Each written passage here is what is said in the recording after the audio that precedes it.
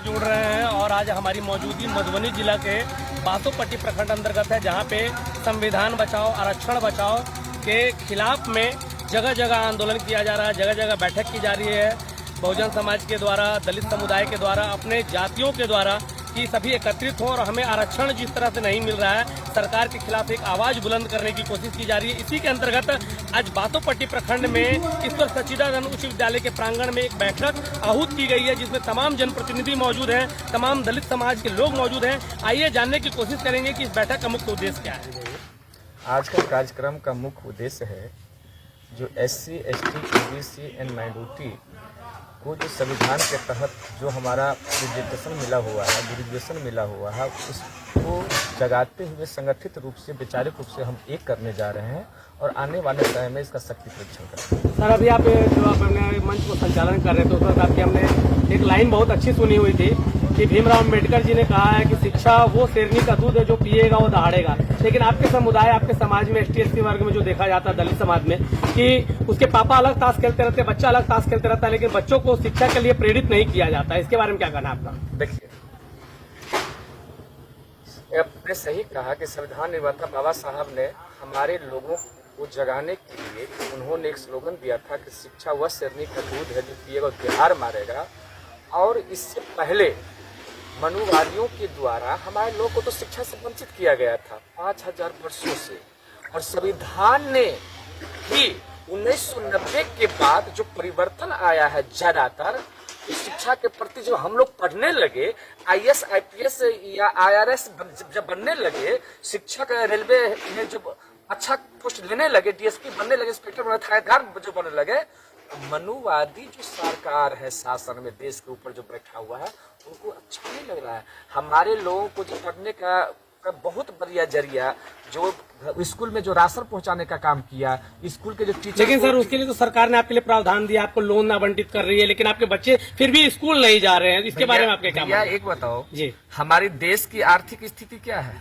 जो आदमी 300 रुपया दिहाड़ी कमाएगा, एक महीना उसको कंटिन्यू मजदूरी मिलती नहीं है, ये 5-7 हजार रुपया में कहाँ से प्राइवेट? लेकिन सर इसके लिए निःशुल्क शिक्षा व्यवस्था की गई है, सरकार के द्वारा स्कूलें दी गई है, उनको आपको लगता है खाना दिया जा रहा है, पोशाक दिया जा रहा है, किताबें दी जा रही है। हमें खाना नहीं चाहिए, हमें समान इक्वलिटी एजुकेशन नियम चाहिए। तो सर विद्यालय में तो समान हो या राजा का बेटा हो, या PM का बेटा हो या CM का बेटा हो, या मुखिया का बेटा हो या दुखिया का बेटा हो, एक देश एक पॉलिसी होनी चाहिए एजुकेशन का। सर एक चीज मैं और जानना चाहूंगा, अभी आपके कार्यकर्ता ने कहा था कि हम दलित हैं, हम लोग जो केस करते हैं तो उस पर भी हमारा जो हक छीना जा रहा है, तो इसके ऊपर भी सर एक कानून बना गया है कि जो भी कोई दलित किसी के ऊपर केस करता है या कोई गलत केस होता है तो इसके एक अलग टीम बनी होती है, वो जांच करती है, उसके बाद उस केस का संपादन किया जाता है। इसके बारे में क्या मानना है? देखिए, जो SC, ST जो एक्ट है, उस एक्ट में वर्तमान जो भी सरकार है RSS माइंडेड, उन्होंने इसमें संशोधन किया है और नीचे उपले पे जो हमारे जन जागरूकता में फैलाता है। जो भी इस देश में कानून बनती है, भारत के आम नागरिकों को प्रचार माध्यम से, वोकल मीडिया से, सोशल मीडिया से, इलेक्ट्रॉनिक मीडिया से, प्रिंट मीडिया से उसको जानकारी नहीं दिया जाता है, प्रशिक्षण नहीं दिया जाता है, जिसके अभाव में हमारे लोगों को जानकारी नहीं होने के कारण अवेयरनेस नहीं हो पाते हैं और मुख्यधारा से नहीं जुड़ पाते हैं। और एक चीज और अंतिम सवाल रहेगा आपका कि जब भी कोई बात होती है तो कहा जाता है हमेशा वकीलों के बारे में कि उनको कॉलेजियम सिस्टम दिया गया है, वकील के ही जो बच्चे होते हैं वो जज बनते हैं। लेकिन इसमें एक प्रावधान है कि जो वकालत जो करता है तो पहले वकालत करेगा, उसके बाद मजिस्ट्रेट का एग्जाम देगा, उसके बाद वो कहते हैं SGM बनेगा, फिर CGM बनेगा, इसके बाद में जो है वो जो है हाई कोर्ट का वकील बनेगा। और जो सुप्रीम कोर्ट का जो कोर्ट बनता है, जो बोलते हैं जज बनते हैं, उनके लिए जो कॉलेजियम सिस्टम है उसके लिए भी 7 साल 8 साल का उसके पास एक्सपीरियंस होना चाहिए। उसके बाद उसके फॉर्म अप्लाई करते हैं, उसके बाद उसके लिए मान्यता प्राप्त होते हैं। तो सर आप लोग जो बोलते हैं कि ये सिस्टम हट जाना चाहिए, इसमें कहाँ तक ये है? इसके बारे में मैं सबसे पहले मीडिया महोदय आपसे जानना चाहता हूँ, कॉलेजियम क्या है ये जानते हैं आप? जी बताइए ना सर, आप ही बताइए।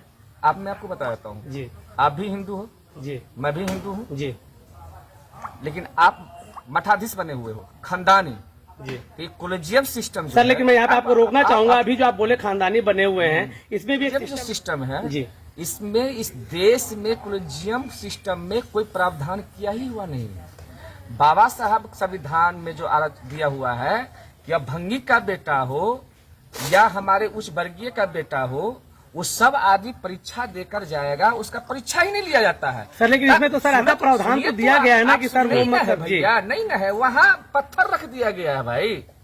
या आपको मुझे जी अब जानकारी नहीं है या हमारे सब जानकारी लेना चाहते हैं? जी जी, ये 1 मिनट की सवाल नहीं है, इसको बताने के लिए कम से कम 15 मिनट चाहिए। कॉलेजियम जो सिस्टम है वो परंपरागत किसी खास वर्गों के लिए ही, उसका दादा था, उसका बेटा होगा, अभी डीवाई चंद्रचूड़ का बेटा के लिए सिफारिश किया है, आपको पता है बात? सर ये तो एक जज की कमेटी होती है जो उसके लिए नाम नामांकित किया जाता है कि उसे दिया जाता है, उसके बाद भी उस वकील पे भी सर जो उसके ऊपर कोई क्लेम न होना चाहिए। उस पैनल कमेटी में सारे उसी समाज के लोग होते हैं। जैसे अभी चुनाव आयोग का निर्णय संशोधन किया ना मोदी जी, पहले होता था विपक्ष का नेता जी, इसका सरकार का एक आदमी हो गया पीएम होगा जी, इसके बाद होता था सीजीआई ऑफ इंडिया। आप इसमें संशोधन किया है, एक पीएम होगा, उसके कैबिनेट का एक मंत्री होगा और एक विपक्ष का होगा, तो 2x1 तो ऐसी हो गया ना।